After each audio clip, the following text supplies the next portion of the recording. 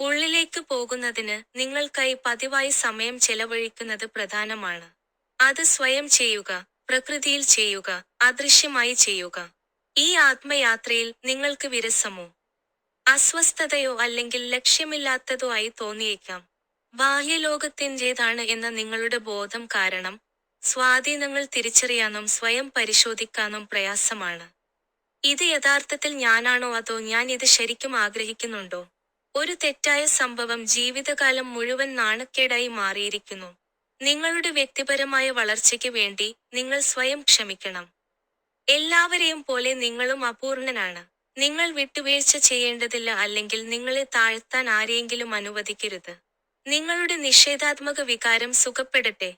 കാരണം നിങ്ങൾ ആദ്യം നിങ്ങളെത്തന്നെ സ്നേഹിക്കാൻ അർഹരാണ്. നിങ്ങളുടെ ഉയർന്ന ബോധം കേൾക്കുക. നിങ്ങളെ ഒരു നേരിയ പാതയിലേക്ക് നയിക്കാൻ അത് ആഗ്രഹിക്കുന്നു. ആത്മാർത്ഥമായി ബന്ധിപ്പിക്കുന്നതിന് നിങ്ങളുടെ ആത്മാവിന്റെ ഊർജ്ജസ്വലമായ വൈബ്രേഷൻ ശാന്തമായി അനുഭവിക്കുക.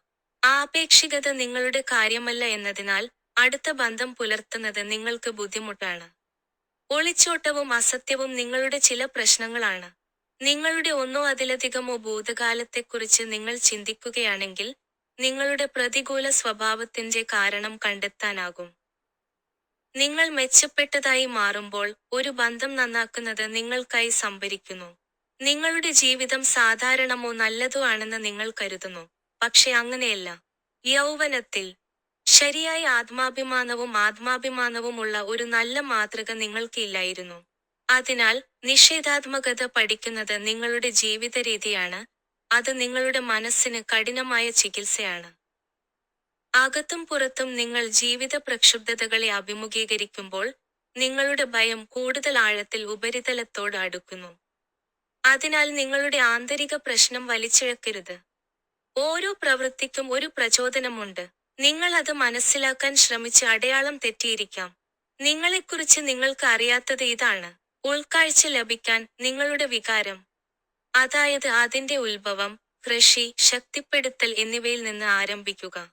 നിങ്ങൾ സ്വഭാവത്താൽ ആത്മീയനാണ്. അശ്രദ്ധയുടെ വിപുലമായ സമയം മുതൽ നിങ്ങളുടെ ആത്മാവ് അനാരോഗ്യകരമായ ആശയങ്ങളും വികാരങ്ങളും കൊണ്ട് അലങ്കോലപ്പെട്ടിരിക്കുന്നു. ക്രിയാത്മകമായ നടപടികൾ സ്വീകരിക്കാൻ നിങ്ങൾ തയ്യാറാണെങ്കിൽ സഞ്ചിത നാശനഷ്ടങ്ങൾ മാറ്റാൻ അസാധാരണമായ പരിചരണം ആവശ്യമാണ്. നിങ്ങളുടെ ഭയം അപര്യാപ്തതയിൽ നിന്ന് മോചിപ്പിക്കാൻ നിങ്ങൾ പഠിക്കണം. നിഷേധാത്മകമായ സ്വയം സംസാരത്തിലൂടെ നിങ്ങളുടെ മനസ്സ്, വികാരം അല്ലെങ്കിൽ സാഹചര്യപരമായ പ്രതികരണം ഈ നിഷേധാത്മകതയെ പ്രതിഫലിപ്പിക്കുന്നു. ഇരയാക്കപ്പെടുമ്പോഴും ജാഗ്രത പുലർത്തുക, കാരണം അത് നിങ്ങളുടെ ആത്മസ്നേഹത്തിന് വിനാശകരമായിരിക്കും. നിങ്ങളുടെ ആഗ്രഹങ്ങൾ നിങ്ങളുടെ പോരാട്ടങ്ങളാണ്. അത് നിങ്ങൾ മോചിപ്പിക്കാൻ പഠിക്കേണ്ടതുണ്ട്. നിങ്ങൾക്ക് സമൃദ്ധി ലഭിക്കാൻ ആരോഗ്യമുള്ളവരിലേക്ക് ലളിതമായ ജീവിതം നയിക്കുക.